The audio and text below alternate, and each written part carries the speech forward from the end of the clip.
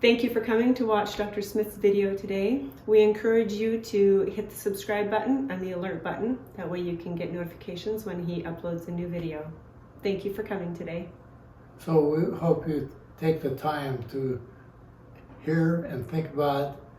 And if you have a book, read in the book about the concept and the topics that we talk about.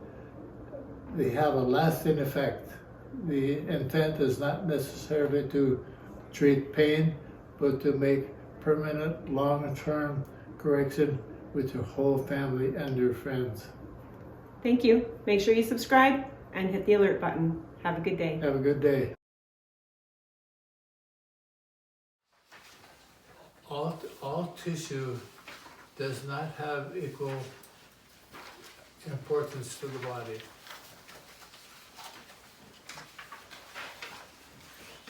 Look, one of the common problems is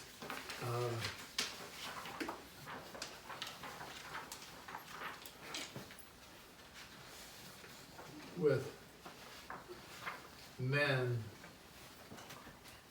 They have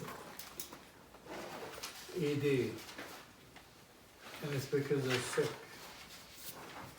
They don't have the energy, and because reproduction is not critical at older age, and they think it is. They turn one principle, reproduction, into another principle, recreation, and try to get it all. And it's not there. It's not meant to be there. They need to get creative in a different way. Same with female.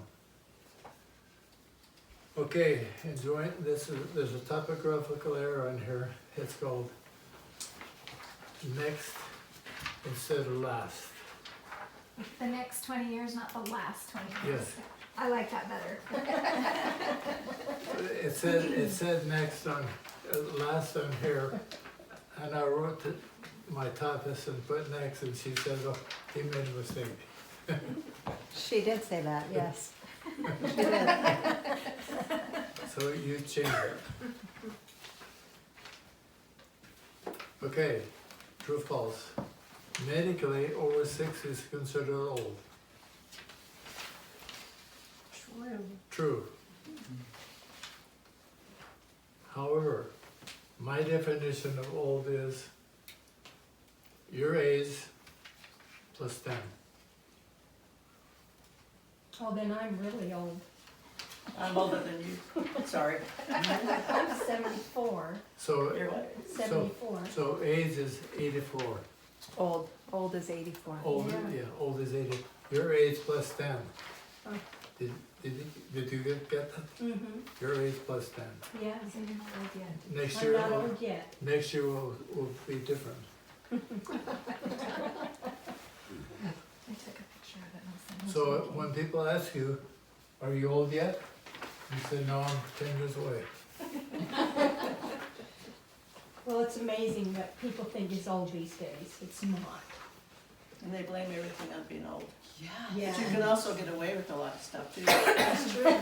Okay, muscles normally lose strength, endurance, and pliability when you're old. True or false? Depends on what you do. True or false? False. True. I say true. Wait, I say well- true. The answer is false. Okay. If you think you work at it. Muscles commonly trains, if you change the word normally to commonly, it's true. But as it's written, it's not normal to lose. Oh, okay. However, medical textbook will tell you Yeah. that you will lose 0.6 to 0.7% of your muscle per year after age 60. Now they've defined 60 as being the top of the hill. When you go to the top of the hill and you head it down, and that's a lie, that's false. So Is it quick, what? they use the word common, they use the word normal, and the word should be common. So you're 74, you go to the doctor, he says, oh, you have osteoporosis, but that's normal for your age. That's a lie, that's not normal. Osteoporosis is not normal. Osteoporosis is a symptom of another problem, usually a couple. And when we do the live blood, and when you do a bone density test, you can see that it's a symptom of something else, and it's usually related to your gut and your digestion. These factors will affect your coordination, stability, and balance.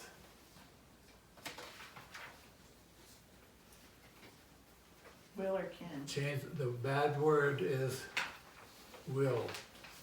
Change the word to may.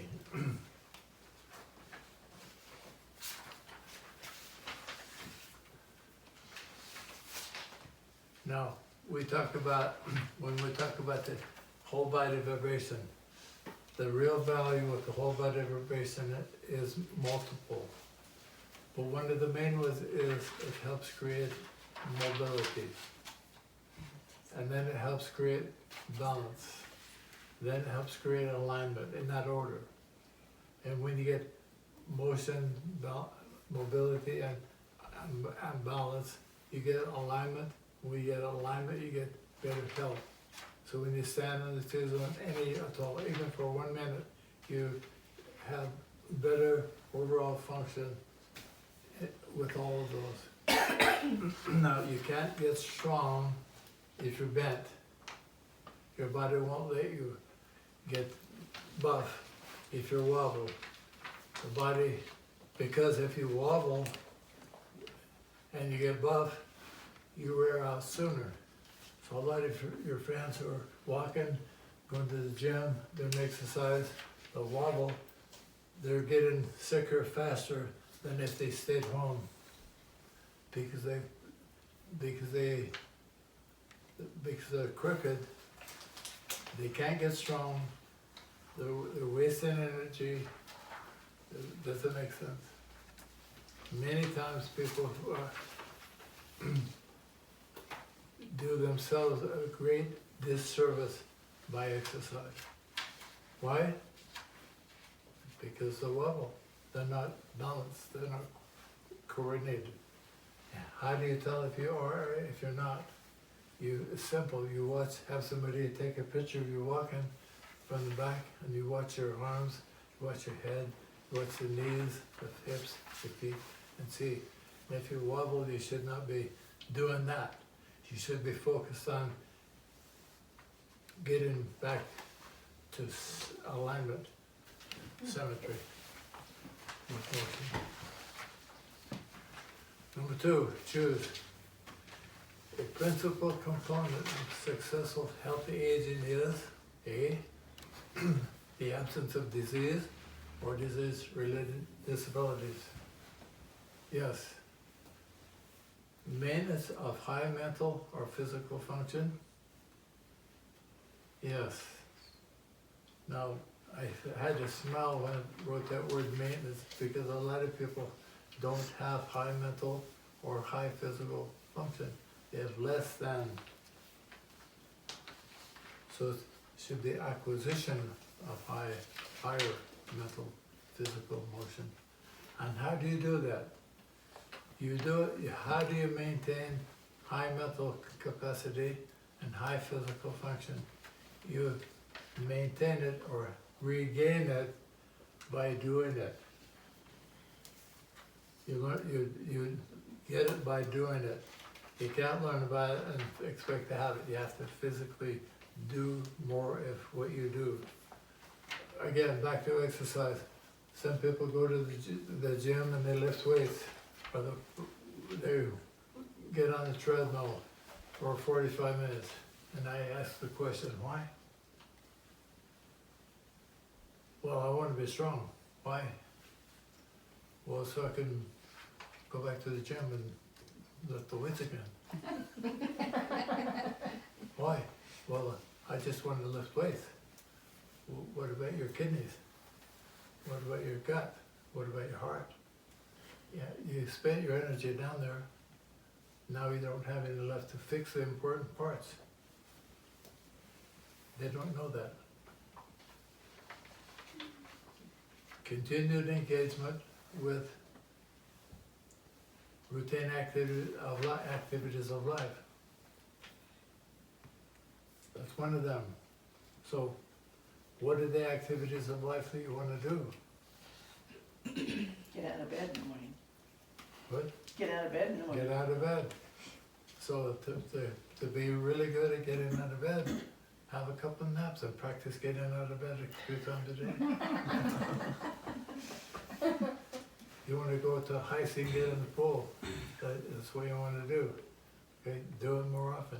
You did it yesterday. If you want to clean house, you clean your house more often. Oh, don't tell me that. You stay in shape for doing what you normal activities. It's different in this winter than in the summer. I miss gardening. That's when I Okay, feel now- the healthiest. Okay, don't talk bad about God. No, about snow. I chose to live up there in the north. Okay, and God gave you winter to heal and recover and regenerate, and to keep you out of your garden.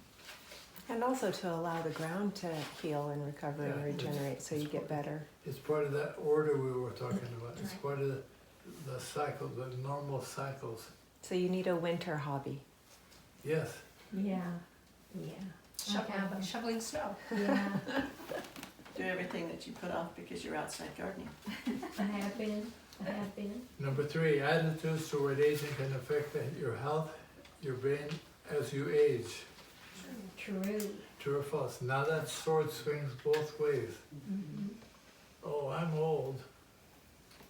A lot of people use that as an excuse to not do things. Oh, finally, I'm there. I can't do that, I'm old. No, now you say, no, you're not gonna be old for 10 more years. Is it true that if you give yourself negative or positive thoughts or verbalize them, that you incorporate them and actually change, manifest? That's what that is all about. That's the two-edged sword. What if you live in an environment where your significant other talks that way all the time and you feel totally different? Like, that's a real struggle because I hear it verbally. About you or about, as he Well, said, he about said he's yourselves? old. Okay. He's Oh, old. he's not. I My know. husband is. He'll say, I'm old, or I hurt, or I can't do what I used to do. Well, let him go. You're young enough, he can get it home. Well, I just get life insurance. I'm gonna keep going. Pay the premium, and Right? let him go. Okay. And keep your bubble around your, or your, like you Yeah. hear it and it bounces off There you because go. you don't believe it. Very good. That's what I'm trying to do. It's okay. You can't Fix. change them. Right. You married a leopard, you got a leopard too. Maybe start Right. agreeing with him and say, you are old. Just help it along. You keep your sense of humor. That's what I do. Okay. Okay. Number 4, people who feel their lives have purpose, are goal-oriented, with a sense of accomplishment, have a lower risk of stroke. True. Now, you say that's true. Why do you say that's true? You just think it is? Or hope it is? No, because purpose usually is positive. And if you have a positive attitude, it affects everything you're doing. Yes. Now, the reason I wrote this in here is because they've done a lot of medical research on that principle right there. That's a true statement based on current history. That's not just hopeful thinking. It's not wishful, it's real. So what is a purpose that's goal-oriented that you're doing in your life right now? If you don't have one, get one. If you have one, get two.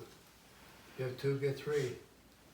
the more of them you have, the greater chance you will have of maintaining brain function.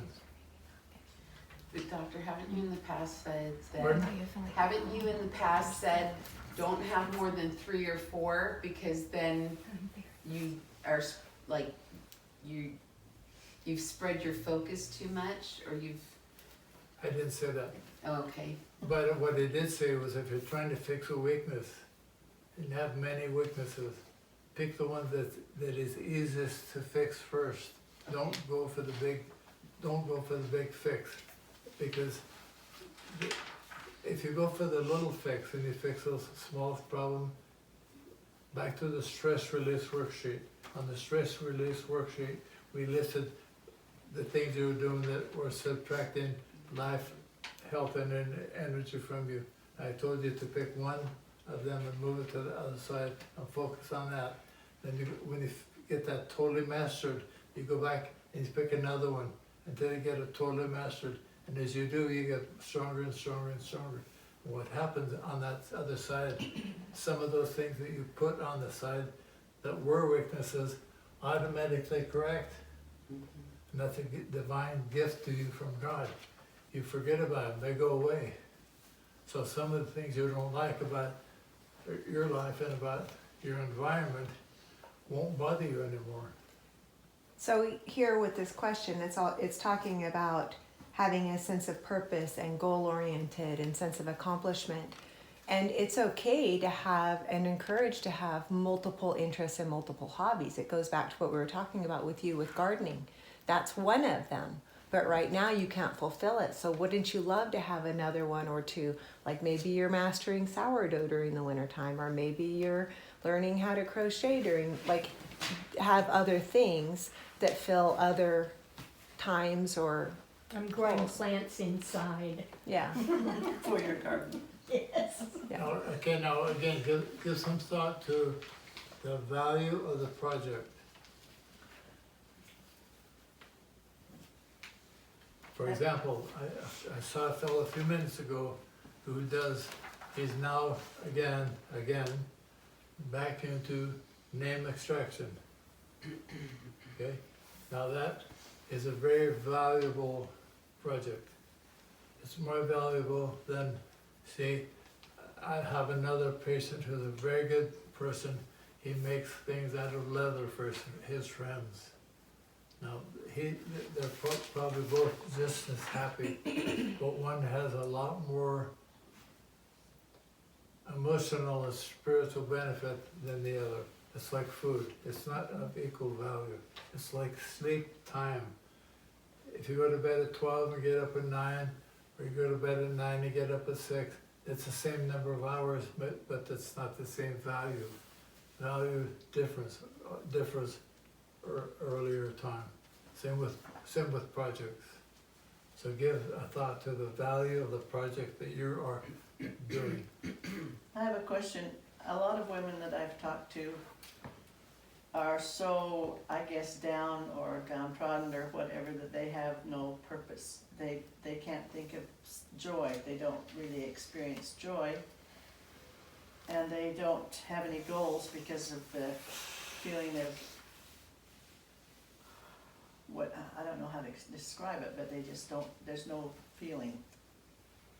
I understand, and that's a common problem. And this sounds real cruel on my part, but it's their fault. Yes. A lot of people let external people guide them to do what, to push them do this. The church is very great for that we need to be this and that and all the other. But we need to be our own personal revelation and do our own searching and seeking.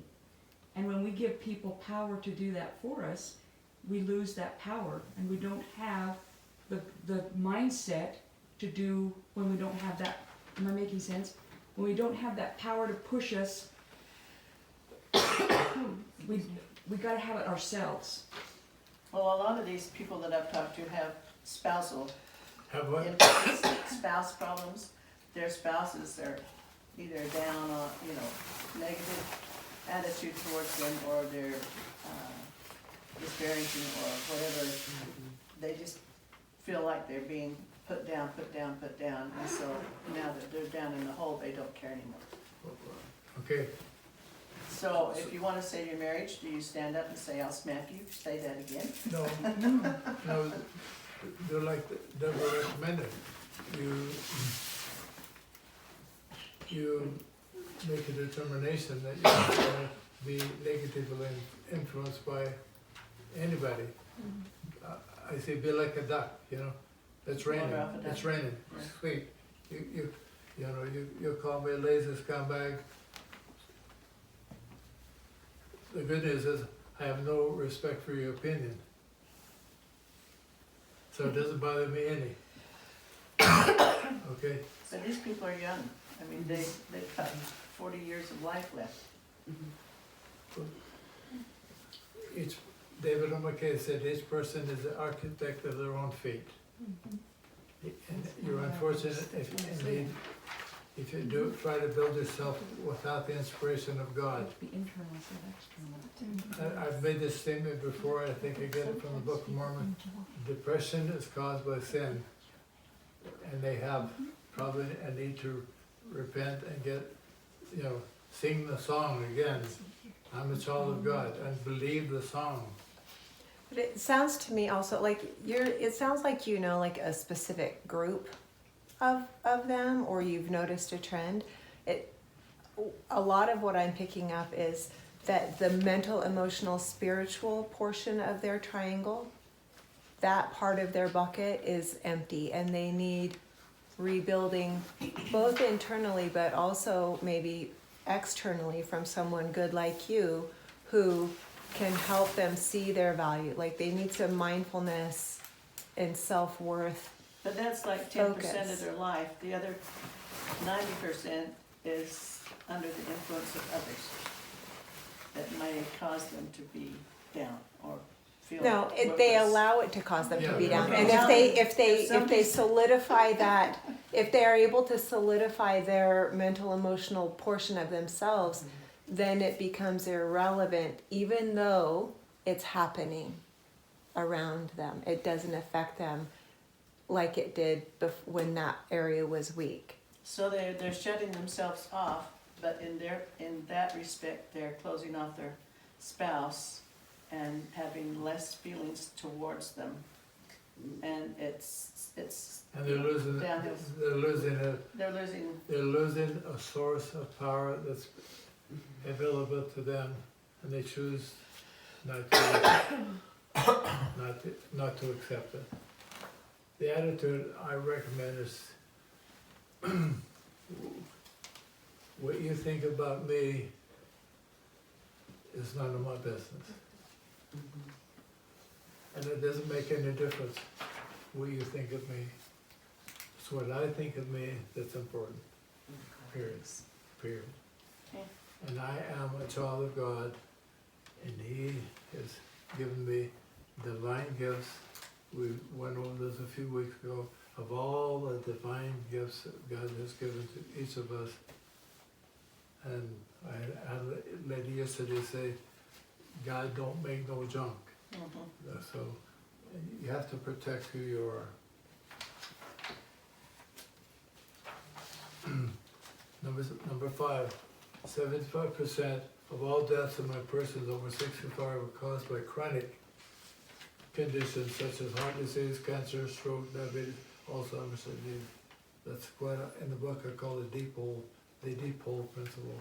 And that's a true statement. Most people die from chronic, long-term weaknesses that they have allowed to develop, and then they have not filled up the hole. So these young people you're talking about who have cut themselves off from their spouse, or think their spouse has cut them off, or society, they're digging a hole. And I think I said earlier, the young people are digging deeper holes, faster. more holes, faster than ever before. And that's part of the programming that we get from our society. And it's a lie, it's counterproductive, it's in opposition to faith. Okay, Number 8, true or false, elderly patients who have a ground level fall are about 4 times more likely to die from complications than non-elderly patients. 4 times greater chance of dying if you fall. That doesn't mean off of a ladder, it means ground level. The answer is true. That's why, and Deborah mentioned to me yesterday, hospitals always have programs with education for stroke prevention and fall prevention.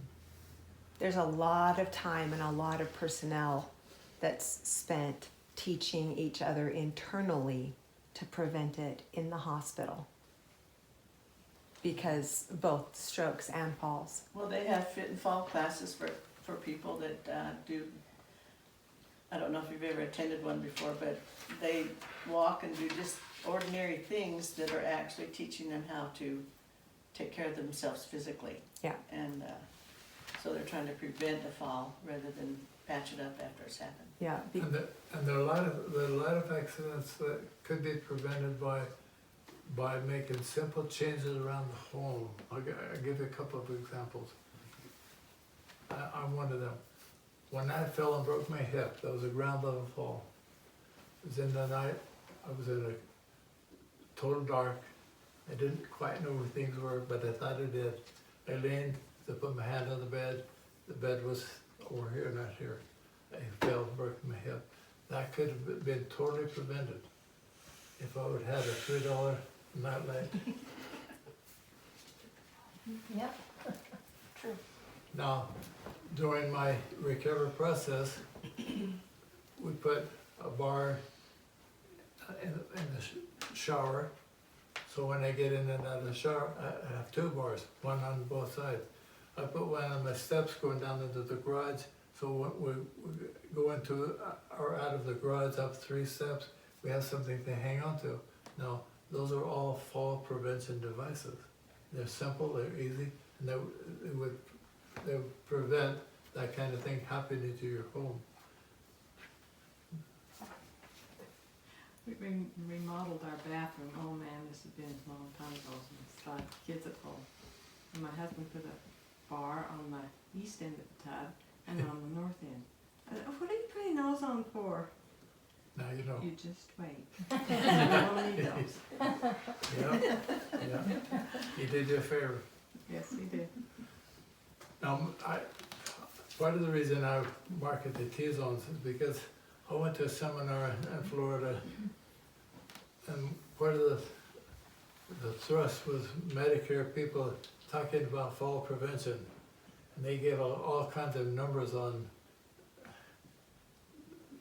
what happens to people at different ages when they fall. And the cost to Medicare for care for fall is horrendous. It's a big, big, big deal. And for them, it's money.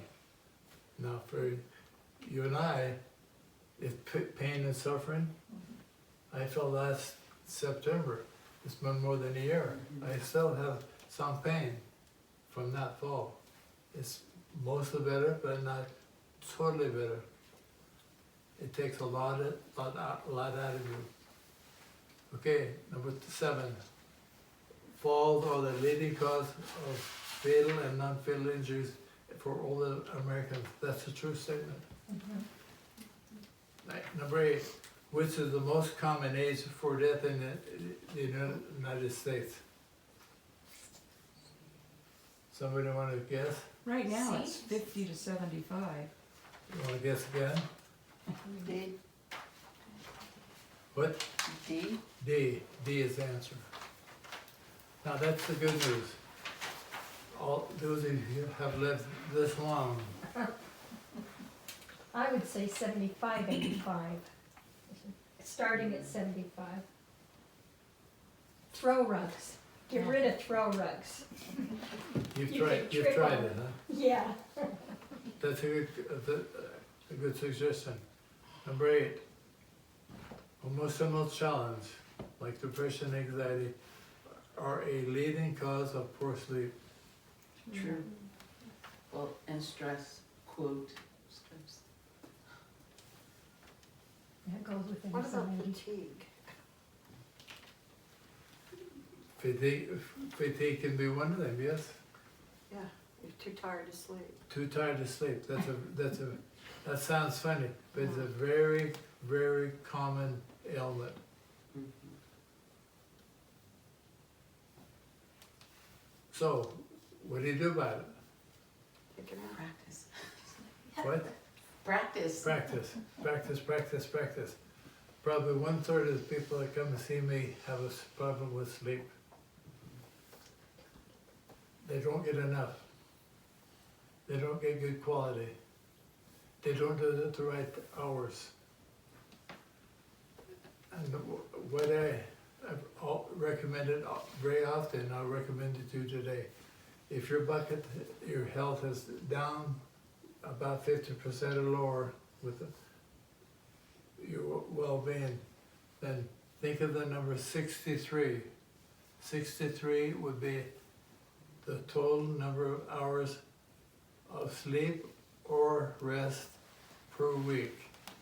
Now, if you're good at math, you're good at math. How many hours is that a night? What's 7 into 63? 9. Thank you, teacher. Spotlight that. I was getting to it. You look like a deer caught in the headlights over there. I gotta speak someday, so I'm sitting here running through. Oh, you have practice on this?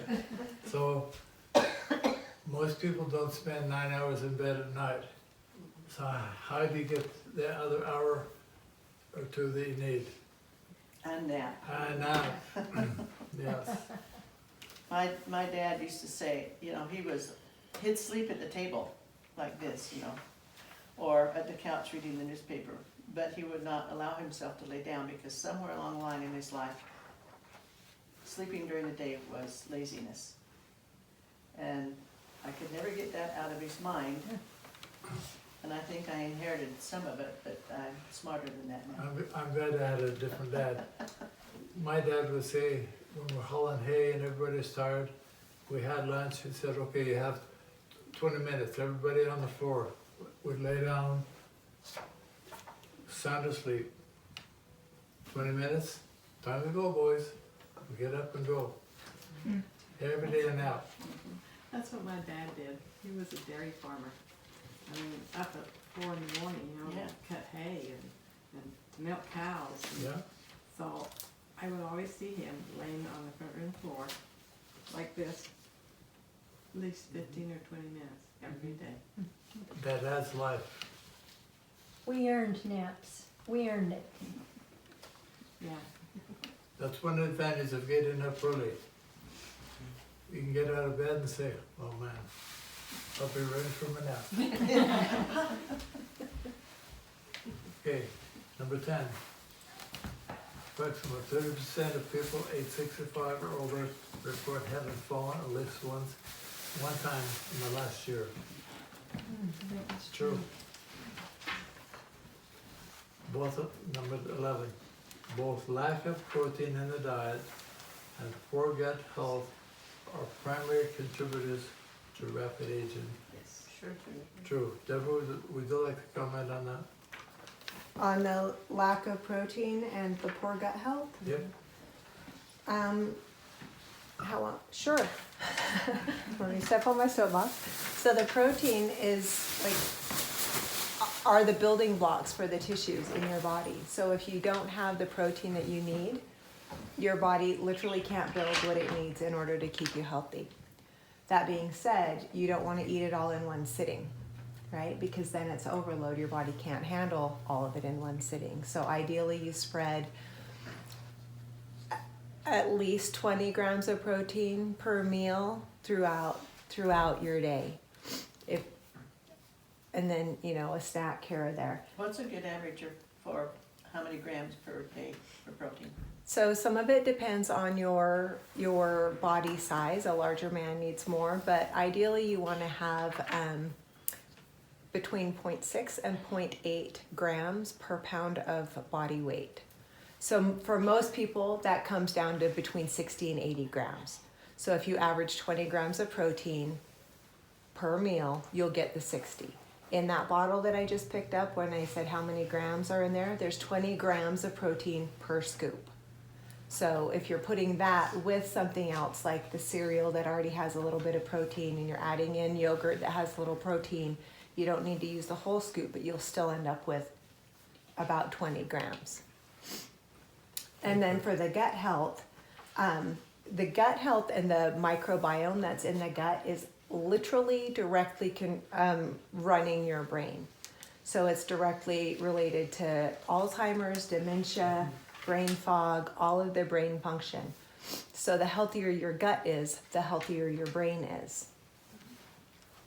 Thank you. And you've all heard the story many, many times about the three little pigs. The first one built his house out of what? Straw.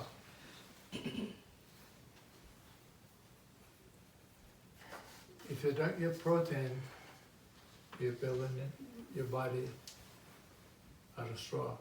You'll have a straw quality body.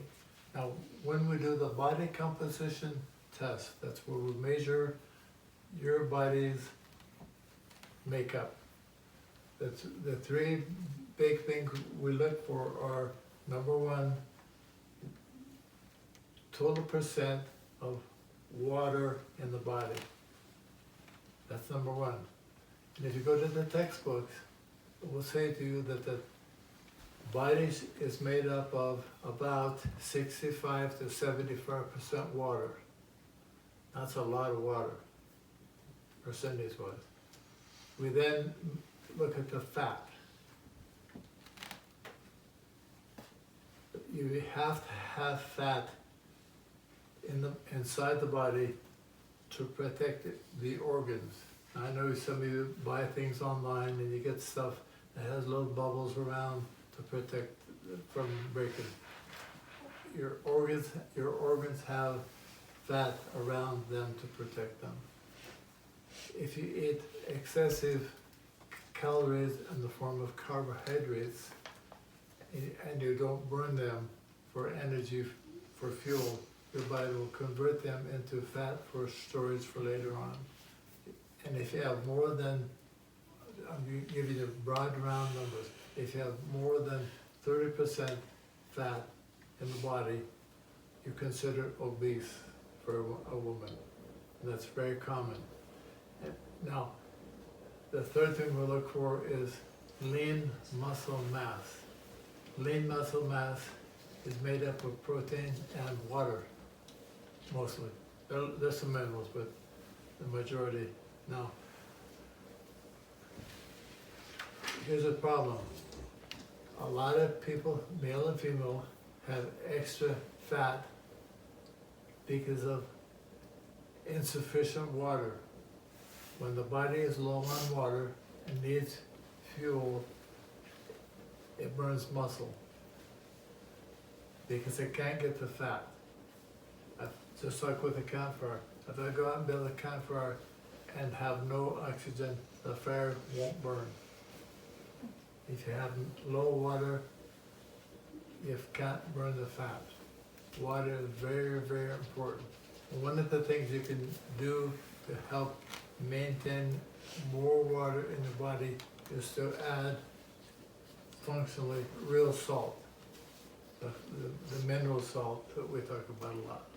Can I just share myself as a prime example of this? Yep. Because we used to, like his body fat measure that he has in his office, when we very first did mine years ago, my body water was about 42%. And I drank a lot of water. And my body fat was about 54%.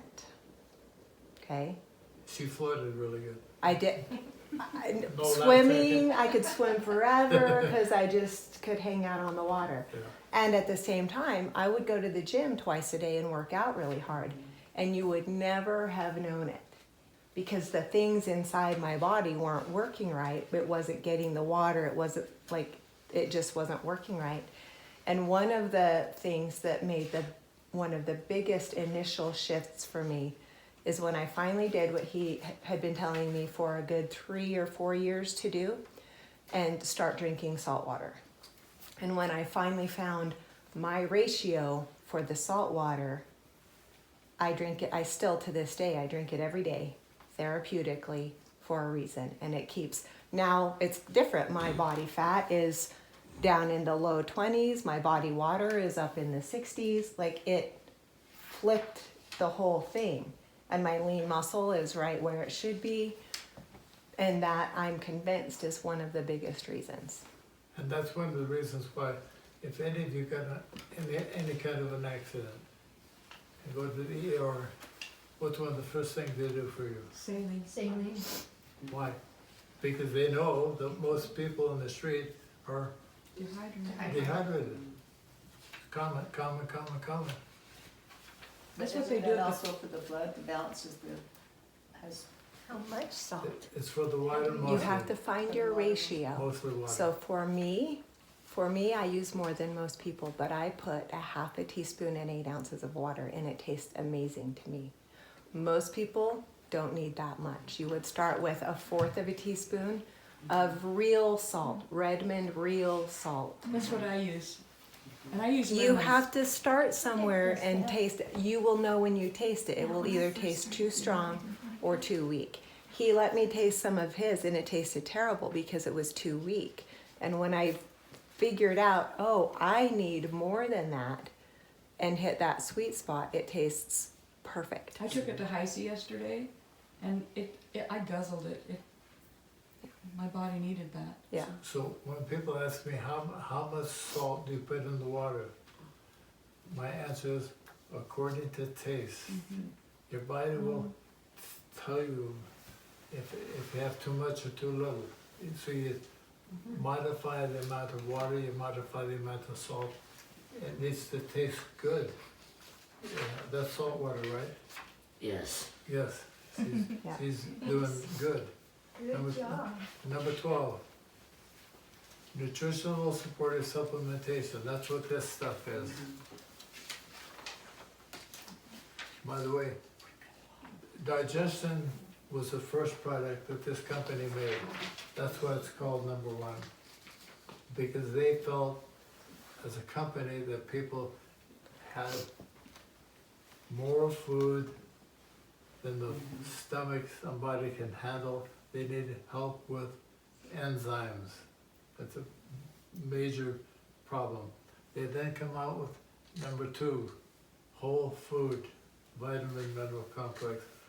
These are 2 products that you probably want to use for a long time. This one is just for somebody who needs an extra boost with vitality. This, the fruit vegetable, this is one of my favorite because I know I can, this is expensive. It's 75 bucks, but there's no way I can go to the grocery store and buy what's in here for 2 or 3 times that. And all I have to do is take up the lid and scoop it out and put it on my cereal, I drink it, and I've got more benefit from more foods than most people get in a whole day, just by 1 scoop. So I just got that a couple weeks ago after class. Yeah. And I've only been using a teaspoon in the morning cereal, the hot cereal that we make, your mix. Yeah. And I have reduced my sugar cravings and my, like, randomly feeling like I need to eat. Good. And things, I mean, it's been so fast. And I have looked and looked and looked. It is the only one that does not have green tea in it. And my body is super allergic to green tea, and every time I take anything with green tea, I blow up like the Macy's Day balloons. But that has been so good. Good, thank you. for Yeah, it's sharing like, that. it keeps me from craving a ton of sugar. It's like Because you're sugar more stuff. well nourished. Exactly. Yeah. And I don't feel like I'm constantly hungry. I can tell my body was able to get the nutrients Cause I eat well, but my body can't always absorb it, and with that, I'm finding that my body's starting to learn how to reabsorb the nutrients from my food. Good, thank you. So, back onto 12. These things are part of your food bill, health insurance, a luxury, or health care. All of them. All of All them. but C. All but C. I think it's a luxury. It's a luxury. I think it's a right to I feel was just good. gonna say, that's a right. True. I Cross have out luxury and put right. number 13. Dying at home is both legal and preferred. Yes. Yes. You'll live longer if you die at home. It's true, a hospital will kill you. It's, You live longer if you die at home. it's also less expensive. Yes. I have a question for you really quick. Okay. Back to number 11, the lack of protein in your diet, your poor gut health. Mhm. And you talked about the different things that the poor gut health contributes to. It contributes to more than Sure, that. but my thought went to even addiction, where you don't have control of your, you said it affects the brain, Yes. so it would also affect addiction. It can, especially because when your gut, like, when the bad flora outnumber the good flora, they have their own cravings. And they want what they want. And it's usually the sugar, like the bad trigger, like hard trigger stuff. And they will override any common sense that you have. So as if you can get that into balance and get it repopulated with the good bacteria and crowd out the bad bacteria, then addiction cravings naturally go away. The next breaker discussion is going to be on colon health. Colon health starting now. We're going to go into great detail about that and how to fix and how to overcome. There was a book written a number of years ago.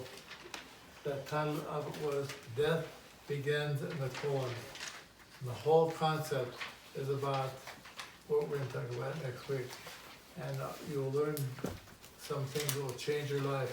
Not only your life, but many of the young people, young people, have major problems with the colon because of diet, because of lack of water, because of lack of sleep, because of body posture, being to a posture that shuts down the nerves that go to that part of the body.